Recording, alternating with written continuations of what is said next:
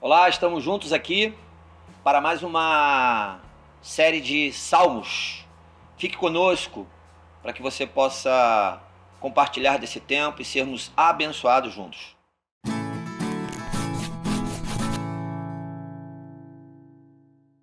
Bem, meu nome é Lúcio, né? Eu sou pastor auxiliar aqui em nossa igreja, Ministério Palavra da Verdade. Se você não nos conhece, procure-nos aí nas redes sociais. Nós estamos no YouTube, no Facebook, no Instagram, tá? Os nossos cultos estão online, temos algumas programações online e temos também nosso culto presencial aqui na rua Doc Lobo, número 285, na Tijuca, tá bom? A sua presença aqui é importante, mas se você não pode estar, fique atento aí às nossas programações online, tá bom? Agora mesmo nós vamos desenvolver aqui esse programa que nós chamamos uma série de salmos, né? E essa série de salmos ela é baseada na nossa sala de oração que acontece todas as quartas-feiras às 9h30. Tem sido um tempo muito precioso para nós.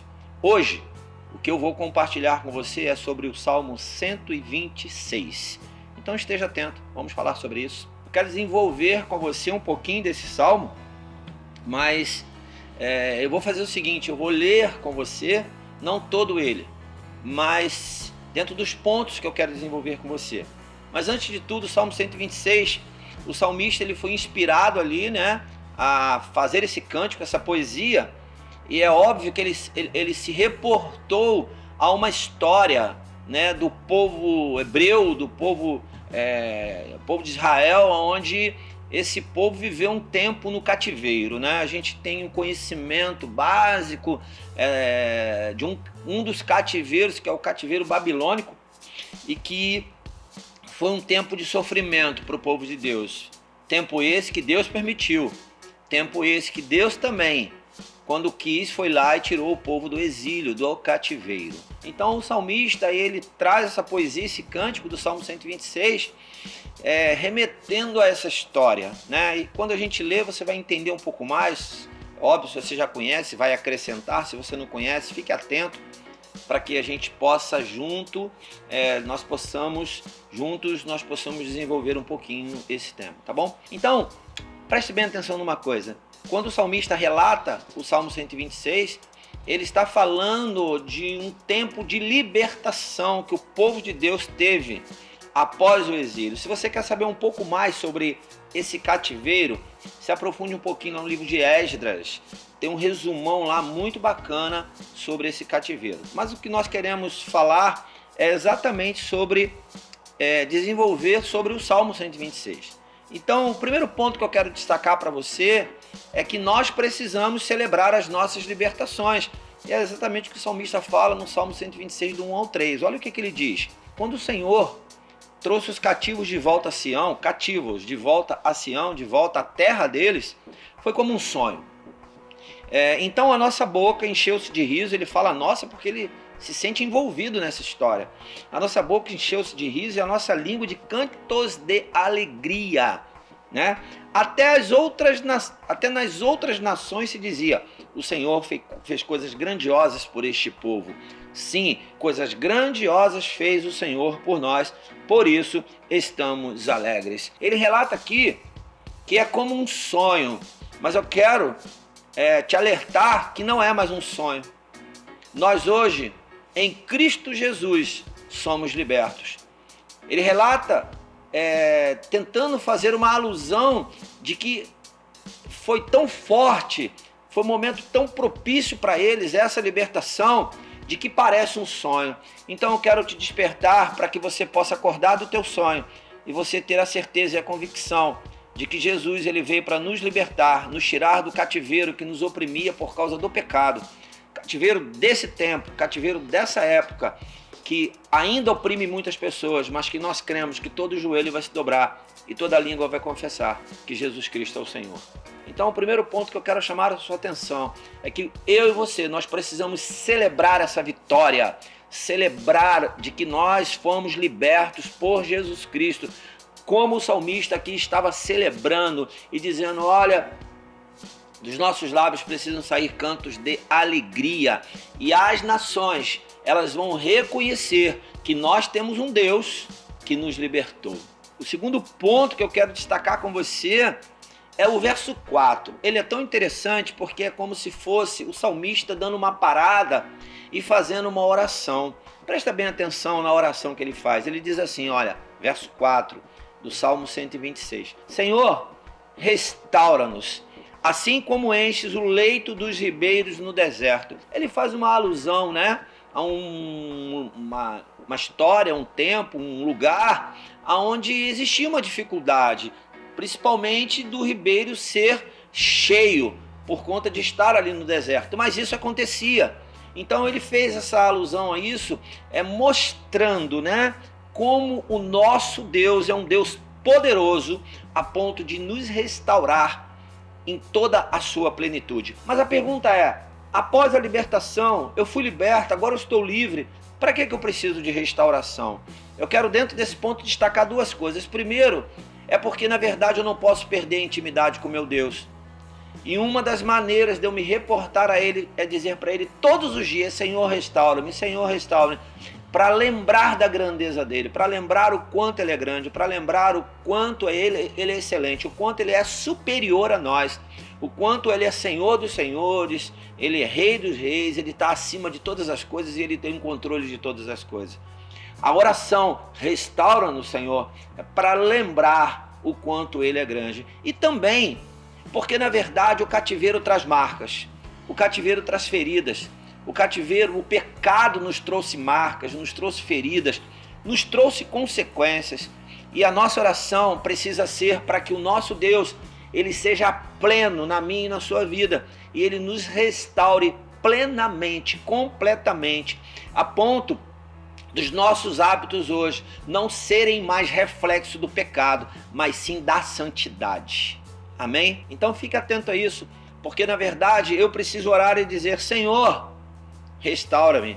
E eu separei aqui algumas frases, eu vou destacar duas frases aqui, onde nós precisamos ter a nossa oração e dizer, Senhor, restaura-nos.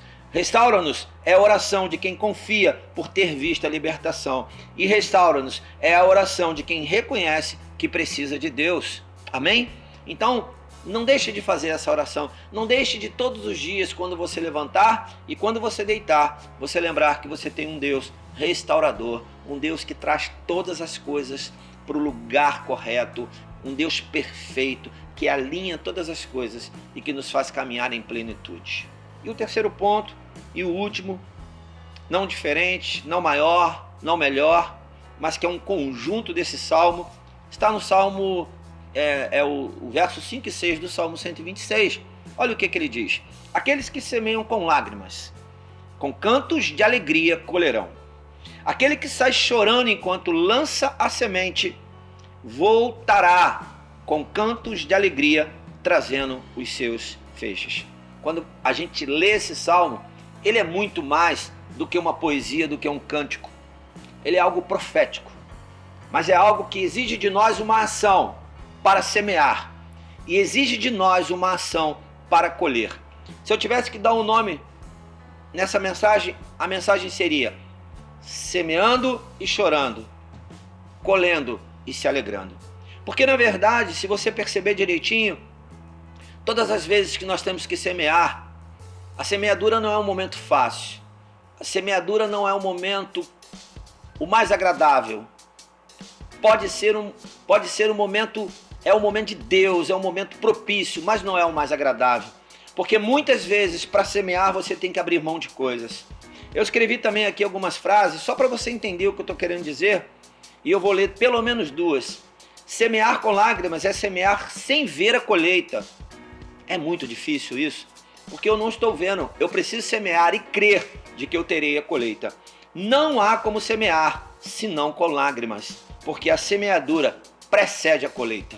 Então você vai semear, mesmo que seja chorando. Você vai buscar alegria para semear? Pode, mas pode ter certeza que lá no teu coração você vai estar fazendo um sacrifício. Pode não derramar lágrimas em você, mas teu coração vai estar ali tenso, as tuas ações. Muitas vezes pessoas deixam de semear porque não querem abrir mão do que já tem. Mas lembre-se de uma coisa, semente não combina com você, ela combina com terra. quando nós lançamos a semente na terra propícia, na terra adequada, não tenha dúvida que nós vamos colher. Porque quem dá o crescimento é o nosso Deus. A outra frase é que semear chorando é semear sem saber que vai colher. Isso é um grande desafio. Até mesmo contra a esperança de colher. Como quem lança o pão sobre as águas. Isso aqui faz uma alusão a Eclesiastes capítulo 11, verso 1. Quando o sábio desafia que você deve lançar o pão sobre as águas. E depois de muitos dias, você precisa ir lá procurar. Você não vai encontrar pão. Semear é dessa forma, é confiar. É confiar, é acreditar, é saber que você tem um Deus que vai cuidar de você. Então, os grandes conquistadores são aqueles que não param, não desistem, mesmo que tenha que ser em meio ao choro. Chore, sofra, né? Reinvente, lute e todas essas coisas que a gente ouve e que nos motiva. Mas não deixe de semear. Se o teu choro te impedir de semear, você não vai ter colheita. Lembre-se de uma coisa: em meio à semeadura, mesmo que haja choro, virá alegria. E eu quero te lembrar de uma coisa: toda a nossa semeadura em Cristo, mesmo que às vezes vá contra a nossa humanidade, vá contra a nossa carne, vá contra a nossa essência, tenha certeza de uma coisa: a maior colheita que nós vamos ter é saber que vamos morar no céu. Que Deus te abençoe muito, que você possa celebrar, que você possa vivenciar essa libertação, tá bom? Que você possa, de fato, ter uma vida de oração ao seu Deus, crendo de que Ele há de te dar toda a plenitude da parte dele sobre você. E não deixe de semear, porque semeando, mesmo que seja chorando, você voltará com cestos cheios e com alegria no seu rosto. Amém? Deus te abençoe muito, abençoe sua casa, abençoe sua família, abençoe seu caminhar e continue semeando, não pare. Continue celebrando, não pare. Continue orando, não pare. Amém? Estamos juntos. Não esqueça aí de estar conosco nos nossos programas, tá? Recebendo e também nos abençoando. Em nome de Jesus. Um abraço para você.